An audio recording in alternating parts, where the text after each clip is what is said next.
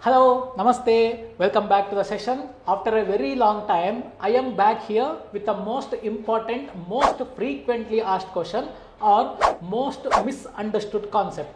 ಯಾವುದದು most misunderstood concept ಅಂದರೆ, ಈಗ ನೀವು AME ಕೋರ್ಸ್ ಬಗ್ಗೆ ಸ್ಟೂಡೆಂಟ್ಸ್ ಹೋಗಿ ಪೇರೆಂಟ್ಸ್ ಹತ್ರ ಹೇಳಿರ್ತೀರಾ. ಸೊ ಪೇರೆಂಟ್ಸ್ ಅವ್ರ ರಿಲೇಟಿವ್ಸ್ ಹತ್ರನೋ, ಫ್ರೆಂಡ್ಸ್ ಹತ್ರನೋ, ಫ್ಯಾಮಿಲಿ ಫ್ರೆಂಡ್ಸ್ ಹತ್ರನೋ, ಕೊಲೀಗ್ಸ್ ಹತ್ರನೋ ಇದ್ರ ಬಗ್ಗೆ ಡಿಸ್ಕಸ್ ಮಾಡಿರ್ತಾರೆ.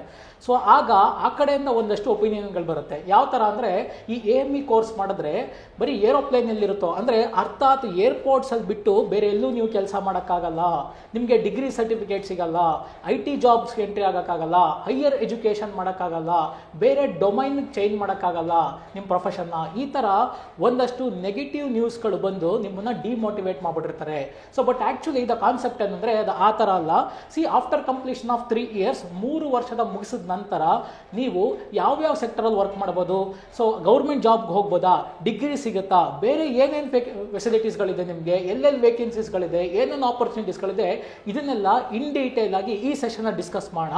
ಆ್ಯಂಡ್ ಮೋರ್ ಓವರ್ ಏನಂತಂದರೆ, ನೀವು ಅಂದ್ಕೊಂಡಿರೋ ಏರ್ಪೋರ್ಟ್ ಬಿಟ್ಟು ಇನ್ನೂ 4 ಸೆಕ್ಟರಲ್ಲಿ ನೀವು ಆರಾಮಾಗಿ ವರ್ಕ್ ಮಾಡಬಹುದು. ಯಾವುದದು 4 sector?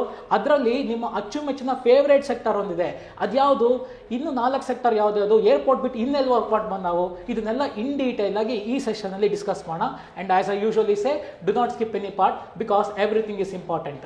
So without wasting the time, let's get start. So AME with BSc.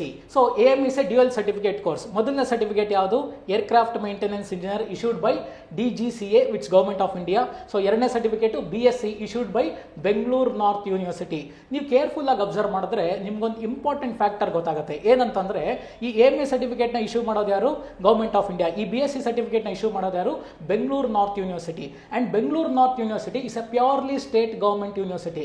ಕನ್ನಡದಲ್ಲಿ ಹೇಳೋದಾದ್ರೆ ಶುದ್ಧ ರಾಜ್ಯ ಸರ್ಕಾರ ನಡೆಸ್ತಾ ಇರುವಂತಹ ವಿಶ್ವವಿದ್ಯಾಲಯ. ಅದು ಅಟಾನಮಸ್ ಅಲ್ಲ, ಪ್ರೈವೇಟು ಅಲ್ಲ. ಸೊ ನಾಳೆ ಮುಚ್ಚೋದ್ರೇನೋ, ಇಲ್ಲಿಗಲ್ ಆದ್ರೇನೋ, ಈ ತರ ಭಯ ಇರಲ್ಲ ನಿಮಗೆ. So what I mean to say is that directly or indirectly, precisely speaking, you will have the advantage of getting certified both by the government of India as well as the government of Karnataka, athwa as well as the university. This is the most important factor or the most important point in the AME course. ಈ ತರ ಸುಮಾರು important factors ಗಳಿದೆ. That something different. But still ಈಗ ನಾವು ಯಾವ್ದ್ರ ಬಗ್ಗೆ ಮಾತಾಡಬೇಕು? Options and opportunity, ಅದ್ರ ಬಗ್ಗೆ ಜಾಸ್ತಿ ಫೋಕಸ್ ಮಾಡೋಣ. So AME with BSc dual certificate ಅದು ನಿಮ್ಗೆ ಗೊತ್ತಿದೆ. ಸೊ ಈಗ ನಾವೇನ್ ಮಾಡೋಣ, let us shift hour focus only on AME ಮೇಲೆ ನಾವೆಲ್ಲೆಲ್ಲಿ ವರ್ಕ್ ಮಾಡಬಹುದು ಅದನ್ನು ಡೀಟೇಲ್ ಆಗಿ ನೋಡ್ಕೊಂಡ್ ಬರೋಣ. ಆಮೇಲೆ BSc ಮೇಲೆ ಎಲ್ಲೆಲ್ಲಿ ವರ್ಕ್ ಮಾಡ್ಬೋದು ಅದನ್ನು ಡೀಟೇಲ್ ಆಗಿ ನೋಡ್ಕೊಂಡ್ ಬರೋಣ. ಆಮೇಲೆ ಎರಡನ್ನೂ ಸಮ್ ಅಪ್ ಮಾಡಿ ಒಂದು ಸಿಂಗಲ್ ಸ್ಟ್ರಕ್ಚರ್ ಕನ್ಕ್ಲೂಡ್ ಮಾಡೋಣ. Got the point? So let us begin with AME alone now. Aircraft maintenance engineer. So AME aircraft maintenance engineer. So AME ಮೇಲೆ ಎಲ್ಲ ವರ್ಕ್ ಮಾಡ್ಬೋದು. ನಾನು ಆಗ್ಲೇ ಹೇಳಿದೆ 4 ಡಿಫರೆಂಟ್ ಸೆಕ್ಟರ್. ಏರ್ಪೋರ್ಟ್ ಬಿಟ್ಟು ಇನ್ನೂ 4 ಡಿಫರೆಂಟ್ ಸೆಕ್ಟರ್. ಸೊ ಫಸ್ಟ್ ನಿಮಗೆ ಗೊತ್ತಿರಂಗೆ ಏರ್ಪೋರ್ಟ್, ಅದು ನಿಮಗೆ ಗೊತ್ತಿದೆ. ಸೊ ಏರ್ಪೋರ್ಟ್ ಅಲ್ಲಿ AME ಮುಗಿಸ್ಕೊಂಡು ಏರ್ಪೋರ್ಟ್ ಅಲ್ಲಿ ಹೋಗಿ ಕೆಲಸ ಮಾಡ್ತಾರೆ. That's very correct, that's fine. But the second sector ಅಥವಾ ಸೆಕೆಂಡ್ ಇಂಡಸ್ಟ್ರಿ ಯಾವುದು? ದ ಸೆಕೆಂಡ್ ಇಂಡಸ್ಟ್ರಿ ಯಾವುದು ಅಂದ್ರೆ MRO. What is MRO? MRO ಅಂತಂದ್ರೆ ಮೇಂಟೆನೆನ್ಸ್ ರಿಪೇರಿಂಗ್ ಓವರ್ಆಲಿಂಗ್ ಸೆಂಟರ್. ಸೊ ಏನದು MRO ಅಂದ್ರೆ ಏನು? ಮೇಂಟೆನೆನ್ಸ್ ರಿಪೇರಿಂಗ್ ಅಂಡ್ ಓವರ್ಆಲಿಂಗ್ ಸೆಂಟರ್ ಅಂತಂದ್ರೆ, MRO ಒಂದು ಏರೋಪ್ಲೇನ್ಗೆ ತವ್ರ ಮನೆ ಇದ್ದಂಗೆ. All the technical aspects of an aircraft like scheduled maintenance, technical maintenance, preventative maintenance, class A check, B check, C check, quality maintenance, quality in charge, quality checking, all the technical aspects with respect to the aircraft will happen inside a place called as MRO, that is maintenance repairing and overhauling center. Aeroplane ತಾಂತ್ರಿಕವಾಗಿ ಯಾವುದೇ ಕೆಲಸ ಮಾಡಬೇಕಾದ್ರೂ, major works ಯಾವುದೇ major works ಆಗಬೇಕಾದ್ರೂ ಒಂದು ವಿಮಾನದ ಮೇಲೆ ಅದು MRO ಆಗುತ್ತೆ. ಅದನ್ನೇ ಮೇಂಟೆನೆನ್ಸ್ ರಿಪೇರಿಂಗ್ ಅಂಡ್ ಓವರ್ಹಾಲಿಂಗ್ ಸೆಂಟರ್ ಅಂತ ಕರಿತೀವಿ. ಸೊ ನೀವು AME ಮುಗಿಸ್ಕೊಂಡು MRO ವರ್ಕ್ ಮಾಡಬಹುದು. So this is second industry. So ಈಗ ಸೆಕ್ಟರ್ ನಂಬರ್ 3 ಅಥವಾ ಇಂಡಸ್ಟ್ರಿ 3 ಯಾವುದು ಅದನ್ನು ಡಿಸ್ಕಸ್ ಮಾಡೋಣ. ಸೊ 2 ಸೆಕ್ಟರ್ ಬಗ್ಗೆ ನಾವು ಡಿಸ್ಕಸ್ ಮಾಡಿದ್ವಿ. ಮೊದಲನೇದು ಏರ್ಪೋರ್ಟ್, ಅದು ನಿಮಗೆ ಗೊತ್ತಿತ್ತು. ಎರಡನೇದು MRO ನಾವು ಡಿಸ್ಕಸ್ ಮಾಡಿದ್ವಿ. ಮೂರನೇ ಸೆಕ್ಟರ್ ನಂಬರ್ 3 ಯಾವುದು ಅಂತಂದ್ರೆ ಮ್ಯಾನುಫ್ಯಾಕ್ಚರಿಂಗ್ ಸೆಕ್ಟರ್ ಅಥವಾ manufacturing unit. C, manufacturing unit ಅಲ್ಲಿ 2 ತರ ಬರುತ್ತೆ. ಸೊ ಒಂದು ಏರ್ಕ್ರಾಫ್ಟ್ ಪಾರ್ಟ್ಸ್ ಮ್ಯಾನುಫ್ಯಾಕ್ಚರಿಂಗ್ ಸೆಕ್ಟರ್, ಇನ್ನೊಂದು ಫೆಸಿಲಿಟಿ ಸೆಂಟರ್ ಅಂತ. C, will do one thing, will go from the basic part it self. See, aircraft has got hundreds and hundreds of parts. Like we have rudder, radar, navigation system, telecommunication system, landing gear, engine, vertical stabilizer, horizontal stabilizer, air conditioning system. ಈ ತರ aircraft has got hundreds and hundreds of parts. So ಈ ಎಲ್ಲಾ parts ನ manufacture ಮಾಡಕ್ಕೆ ಒಂದೇ company ಇಲ್ಲ. It will not be what I mean to say is that all the parts of an aircraft will not be manufactured under a single roof or single sun. So ಅದನ್ನು manufacture ಮಾಡೋಕ್ಕೆ we have different companies. So ಆ ಕಂಪ್ನಿಗಳಲ್ಲಿ manufacture ಆದಂತಹ aircraft ಪಾರ್ಟ್ಸ್ಗಳೇನಿದೆ, before it is assembled or installed on an aircraft, it has to undergo a technical process called as QC'd, or it has to be QC'd by a technical person called as aircraft engineer ಅಥವಾ aircraft maintenance engineer. By the way, what is QC'd? QC'd ಅಂದರೆ quality checked ಅಂತ. Quality check ಮಾಡೋಕ್ಕಿಂತ ಮುಂಚೆ let us take an example of aircraft engine. So ಈ aircraft engine manufacture ಮಾಡೋಕ್ಕೆ there are hundreds and hundreds of company. ಅದರಲ್ಲಿ most popular and most dominant ಯಾವುದು ಅಂದರೆ we have KLM, Rolls Royce, Ducati, Jaguar, Rolls Royce, ಈ ಥರ 4-5 ಕಂಪ್ನಿಗಳು very popular ಆಗಿದೆ. So ಅದರಲ್ಲಿ ಮ್ಯಾನುಫ್ಯಾಕ್ಚರ್ ಅಂತಹ ಏರ್ಕ್ರಾಫ್ಟ್ ಇಂಜಿನ್ನು before it is integrated or installed on an aircraft, it has to be QC'd by aircraft engineer. QC ಆಗೋಕ್ಕಿಂತ ಮುಂಚೆ AME ಅದನ್ನ QC, ಏರ್ಕ್ರಾಫ್ಟ್ ಇಂಜಿನಿಯರ್ ಅದನ್ನ QC ಮಾಡೋಕ್ಕಿಂತ ಮುಂಚೆ ಅಸೋಸಿಯೇಟ್ ಇಂಜಿನಿಯರ್ಸ್ಗಳು, ಟೆಕ್ನಿಷಿಯನ್ಸ್ಗಳು, junior technicians, senior technicians, associate ಇಂಜಿನಿಯರ್ಸ್ಗಳು, ಟೆಕ್ನಿಕಲ್ ಆಫೀಸರ್ಸ್ಗಳು, ಇವರು ಆ ಏರ್ಕ್ರಾಫ್ಟ್ ಮೇಲೆ they will conduct hundreds and hundreds of test.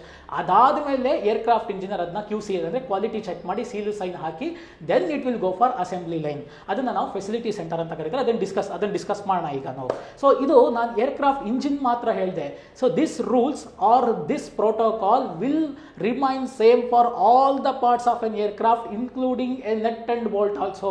Aircraft ಅಲ್ಲಿರೋ ಎಲ್ಲ ಹಂಡ್ರೆಡ್ಸ್ ಆ್ಯಂಡ್ ಹಂಡ್ರೆಡ್ಸ್ ಆಫ್ ಪಾರ್ಟ್ಸ್ಗಳು ಮ್ಯಾನುಫ್ಯಾಕ್ಚರ್ ಆದಮೇಲೆ it has to undergo a process called as quality checking. ಅದಕ್ಕಿಂತ ಮುಂಚೆ ಟೆಸ್ಟಿಂಗ್ ಆದಮೇಲೆ quality checking, then it goes for the facility center. So ಈ ಥರ ಎಲ್ಲ ಏರ್ಕ್ರಾಫ್ಟ್ ಪಾರ್ಟ್ಸ್ಗಳು QC ಆದಮೇಲೆ they'll come to a place called as facility center. ಆಗ ಅದು ಅಸೆಂಬಲ್ ಆಗುತ್ತೆ. So what I mean to say is that precisely speaking, facility center is a place where all the aircraft parts get assembled. ಈಗ aeroplane ready ಆಯಿತು, ಎಲ್ಲ ಪಾರ್ಟ್ಸ್ಗಳು assemble ಆಗಿ aeroplane ready ಆಯಿತು ಈಗ. So ಈ ಏರ್ಕ್ರಾಫ್ಟ್ ಅಥವಾ ಏರೋಪ್ಲೇನ್ನ ಬೆಲೆ, ಈಗ ರೆಡಿ ಆದಂಥ ಏರೋಪ್ಲೇನ್ನ ಬೆಲೆ ಎಷ್ಟು? 800 ಕೋಟಿ, 800 crore. ಸೊ ಈ 800 crore ಖರ್ಚಾಗಿ ರೆಡಿ ಮಾಡಿರೋಂಥ ಏರೋಪ್ಲೇನ್ನ ನೆಕ್ಸ್ಟ್ ಟೇಕ್ ಆಫ್ ಮಾಡಿಸ್ಬೇಕು, ಹೌದಾ? What I mean to say is that ಐದರ್ ಅದು ಪ್ಯಾಸೆಂಜರ್ ಕ್ಯಾರಿ ಮಾಡಬೇಕು ಅಥವಾ ಗೂಡ್ಸ್ ಕ್ಯಾರಿ ಮಾಡಬೇಕು, ಅಥವಾ ಪ್ಯಾಸೆಂಜರ್ ಗೂಡ್ಸ್ ಎರಡನ್ನೂ ಕ್ಯಾರಿ ಮಾಡಬೇಕು. ಇಲ್ಲಾಂದರೆ 800 ಕೋಟಿ ರೆಡಿ ಮಾಡಿ 800 ಕೋಟಿ ದುಡ್ಡು ಕೊಟ್ಟು ರೆಡಿ ಮಾಡೋ ಏರೋಪ್ಲೇನ್ ಹಾಗೆ ನಿಲ್ಸ್ಕೊಳಕ್ಕಾಗತ್ತಾ? ಇಲ್ಲ, ಅದು ಟೇಕ್ ಆಫ್ ಆಗಬೇಕೀಗ. ಸೊ ಈ ಟೇಕ್ ಆಫ್ ಆಗಬೇಕು ಅಂದರೆ ಏನಾಗಬೇಕು? It has to undergo a process called as DGCA registration. So DGCA registration ಹೇಗಿರುತ್ತೆ? It is simple as it is. ಈಗ ಒಂದು ಎಕ್ಸಾಂಪಲ್ ತಗೋತೀನಿ. ಒಂದು 2 wheeler, suppose I take an example of Bajaj Pulsar 150cc ಗಾಡಿ ಶೋರೂಮಲ್ಲಿ ಇದೆ. ಸೊ ನೀವು ನೋಡಿದ್ರೆ ಇಷ್ಟ ಆಯಿತು ನಿಮಗೆ. ಸೊ 1,50,000 1,60,000 ಏನೋ ಖರ್ಚು ಬಿಡುತ್ತೆ, ಕೊಡ್ತೀರಾ ಅಮೌಂಟು. ಕೊಟ್ಟಾದ್ಮೇಲೆ ತಗೊಂಡೋಗಿ ಸರ್ ಓಡಿಸಿ ಅಂತ ಬಿಟ್ಬಿಡ್ತಾರಾ? ಬಿಡಲ್ಲ. ಯಾಕೆ? ಅದು RTO ರಿಜಿಸ್ಟ್ರೇಷನ್ ಆಗಿರಲ್ಲ. So the same process holds good for aircraft also. ಆಗಲೇ ಹೇಳಿದ್ದೀನಿ ಇಂಟ್ರಡಕ್ಟರಿ ವಿಡಿಯೋದಲ್ಲಿ, ಯಾಕೆ RTO ರಿಜಿಸ್ಟ್ರೇಷನ್ ಆಗದೆ ಬಿಡಲ್ಲ? 2 wheeler 4 wheeler truck, lorry, auto, ಇದಕ್ಕೆಲ್ಲ ನಮ್ಮ ದೇಶದಲ್ಲಿ ಕಂಟ್ರೋಲಿಂಗ್ ಅಥಾರಿಟಿ ಯಾರು? RTO. ಹಾಗೆ ಏರೋಪ್ಲೇನ್, ಹೆಲಿಕಾಪ್ಟರ್ಗಳಿಗೆ, ಸಿವಿಲ್ ಏವಿಯೇಷನ್ಗೆ ಸಂಬಂಧಪಟ್ಟಂಗೆ ಕಂಟ್ರೋಲಿಂಗ್ ಅಥಾರಿಟಿ ಯಾರು? DGCA. AME ಸರ್ಟಿಫಿಕೇಟ್, ಈ AME ಸರ್ಟಿಫಿಕೇಟ್ ಎಲ್ಲಿಂದ ಬರುತ್ತೆ? DGCA ಇಂದ ಬರುತ್ತೆ. ಸೊ ಒಂದು ಏರ್ಕ್ರಾಫ್ಟ್ ರೆಡಿಯಾಗಿ ಟೇಕ್ ಆಫ್ ಆಗೋಕ್ಕಿಂತ ಮುಂಚೆ it has to undergo a process called as DGCA registration. ಈ DGCA ರಿಜಿಸ್ಟ್ರೇಷನ್ ಆಗಬೇಕು ಅಂತಂದರೆ ಅಲ್ಲಿ ಕೇಳ್ತಾರೆ AME ಸರ್ಟಿಫೈ ಮಾಡಿದಾರಾ ಅಂತ. ಏನು AME ಸರ್ಟಿಫೈ ಆಗೋಕ್ಕಿಂತ ಮುಂಚೆ ಟೆಕ್ನಿಕಲ್ ಅಸೋಸಿಯೇಟ್ ಇಂಜಿನಿಯರ್ಸ್ಗಳು, ಟೆಕ್ನಿಷಿಯನ್ಸ್ಗಳು, ಜೂನಿಯರ್ ಟೆಕ್ನಿಷಿಯನ್ಸ್ಗಳು, ಸೀನಿಯರ್ ಟೆಕ್ನಿಷಿಯನ್ಸ್ಗಳು, ಇವರೆಲ್ಲರೂ ಅದ್ರ ಮೇಲೆ ವರ್ಕ್ ಮಾಡಿ AMEಗೆ as this aircraft has got no problem ಅಂತ they'll perform several checks. We have class A check, B check, C check, ಇರೋ ಸುಮಾರು ಚೆಕ್ಸ್ಗಳಿರ್ತವೆ. ಇದೆಲ್ಲ ಪರ್ಫಾರ್ಮ್ ಮಾಡಿ ಆಮೇಲೆ AME ಅದನ್ನು ಸರ್ಟಿಫೈ ಮಾಡಾದ್ಮೇಲೆ ನಾವು the aircraft is ready to fly. ಈ ಏರ್ಕ್ರಾಫ್ಟ್ ಫ್ಲೈ ಆಗುತ್ತೆ, ಬಂದು ಏರ್ಪೋರ್ಟಲ್ಲಿ ನಿಂತ್ಕೊಳ್ಳುತ್ತೆ. ಎಗೇನ್ ಅಲ್ಲಿಂದ ಟೇಕ್ ಆಫ್ ಆಗಬೇಕಾದ್ರೆ ಅಲ್ಲಿರುವಂಥ ಏರ್ಕ್ರಾಫ್ಟ್ ಇಂಜಿನಿಯರ್ ಅದನ್ನು ಸರ್ಟಿಫೈ ಮಾಡಬೇಕು. ಅದಕ್ಕಿಂತ ಮುಂಚೆ ಅಸೋಸಿಯೇಟ್ ಇಂಜಿನಿಯರ್ಸ್ಗಳು, ಅಸೋಸಿಯೇಟ್ ಟೆಕ್ನಿಷಿಯನ್ಸ್ಗಳು, ಜೂನಿಯರ್ ಟೆಕ್ನಿಷಿಯನ್ಗಳು, ಸೀನಿಯರ್ ಟೆಕ್ನಿಷಿಯನ್ಗಳು ಅದ್ರ ಮೇಲೆ ಟೆಸ್ಟ್ಗಳನ್ನ ಪರ್ಫಾರ್ಮ್ ಮಾಡಬೇಕು. ಈ ಟೆಸ್ಟ್ಗಳನ್ನ ಪರ್ಫಾರ್ಮ್ ಮಾಡೋರು ಯಾರು? Again AME ಮಾಡೋರವರೇ. ಅದನ್ನು ಸೀಲು ಸೈನ್ ಹಾಕಿ ರಿಲೀಸ್ ಮಾಡೋರು ಯಾರು? ಎಗೇನ್ AMEನೇ. ಸೊ ಇದೆಲ್ಲ ಏರ್ಕ್ರಾಫ್ಟ್ ಮೇಂಟೆನೆನ್ಸ್ ಇಂಜಿನಿಯರ್ ಆಗಿ ನೀವು AME ಮಾಡಾದ್ಮೇಲೆ, ನೀವು AME ಕಾಲೇಜಿಂದ ಆಚೆಗೆ ಬಂದಾದ್ಮೇಲೆ ಎಲ್ಲೆಲ್ಲಿ ವರ್ಕ್ ಮಾಡಬಹುದು ಅಂತ ನಿಮ್ಗೊಂದು ಬ್ರೀಫ್ ಆಗಿ ಐಡಿಯಾ ಕೊಡ್ತಾ ಇದ್ದೀನಿ. ಸೊ 3 ಸೆಕ್ಟರ್ ಬಗ್ಗೆ ನಾವೀಗ ಡಿಸ್ಕಸ್ ಮಾಡಿದ್ದೀವಿ. ಸೊ ಮೊದಲನೇದು ಏರ್ಪೋರ್ಟ್ ನಿಮಗೆ ಗೊತ್ತಿತ್ತು, ಎರಡನೇದು MRO ನೀವು ಡಿಸ್ಕಸ್ ಮಾಡಿದ್ವಿ, ಮೂರನೇದು ಮ್ಯಾನುಫ್ಯಾಕ್ಚರಿಂಗ್ ಸೆಕ್ಟರ್. ಅದರಲ್ಲಿ 2 ಥರ ಇದೆ, ಒಂದು ಫೆಸಿಲಿಟಿ ಸೆಂಟರ್, ಇನ್ನೊಂದು ಯಾವುದು? Parts manufacturing unit. ಸೊ 3 ಆಯಿತು. ಈಗ will go to the 4th sector. So the 4th sector ಈಗ ಬಂದು ನೋಡಿ, ನಿಮ್ಮ ಅಚ್ಚುಮೆಚ್ಚಿನ ಸೆಕ್ಟರು, ನಿಮ್ಮ ಫೇವ್ರೇಟ್ ಇಂಡಸ್ಟ್ರಿ ಯಾವುದು? IT sector. ಹೊಡೆದ್ರ ಚಪ್ಪಾಳೆ? ಹೊಡೆದ್ರ?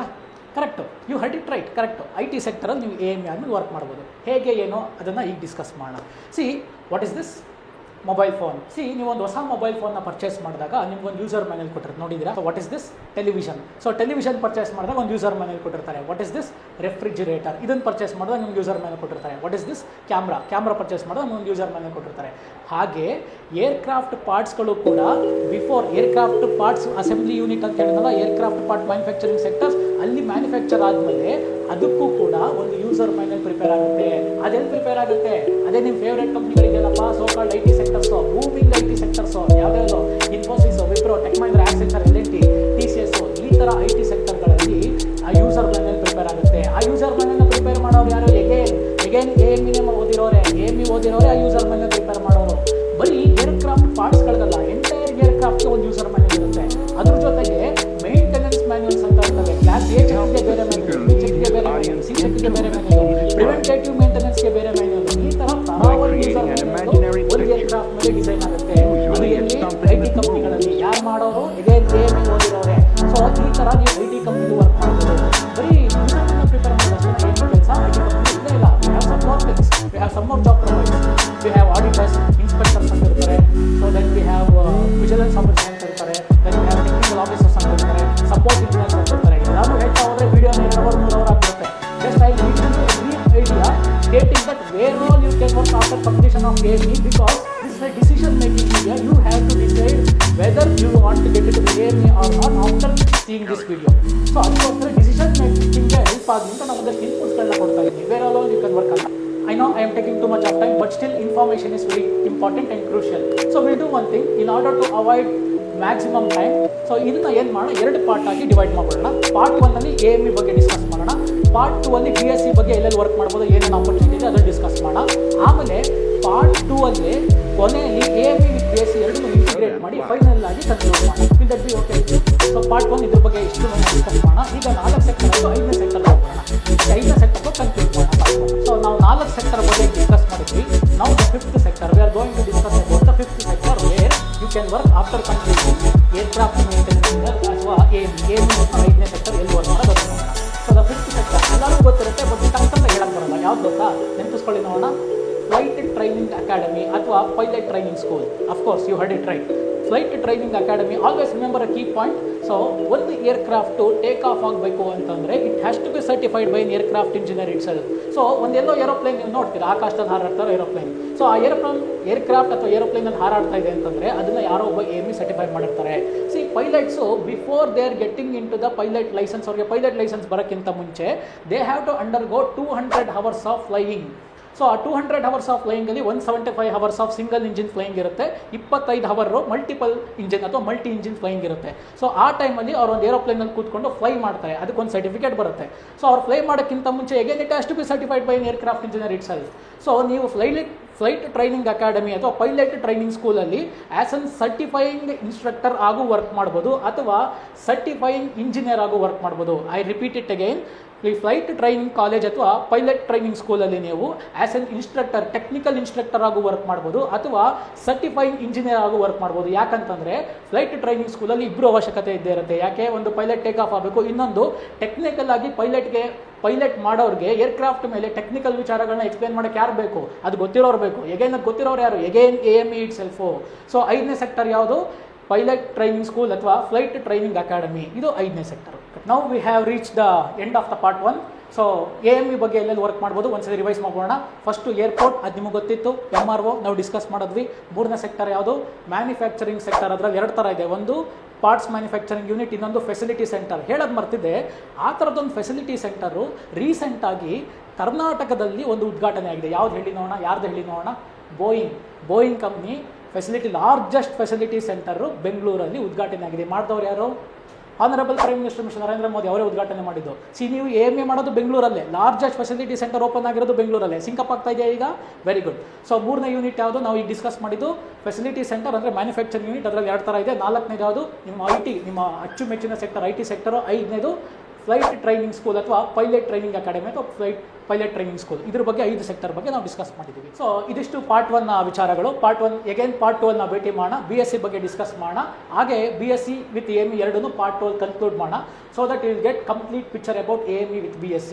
ಸುಮಾರು ಸ್ಟೂಡೆಂಟ್ಸ್ ಈಗ ನನ್ನ ಕೇಳಿದರೆ, ಸರ್ ನನಗೆ ತುಂಬ ಪ್ಯಾಷನ್ ಇದೆ ಏರ್ಕ್ರಾಫ್ಟ್ ಇಂಡಸ್ಟ್ರಿಲಿ, I am sure that I will become an AME, so ನಂಗೆ BSc ಬೇಡ, why I have to waste my time and energy, ನಾನು ಬರೀ AME ಮಾಡ್ತೀನಿ, ಯಾಕೆ BSc ತಗೋಬೇಕು?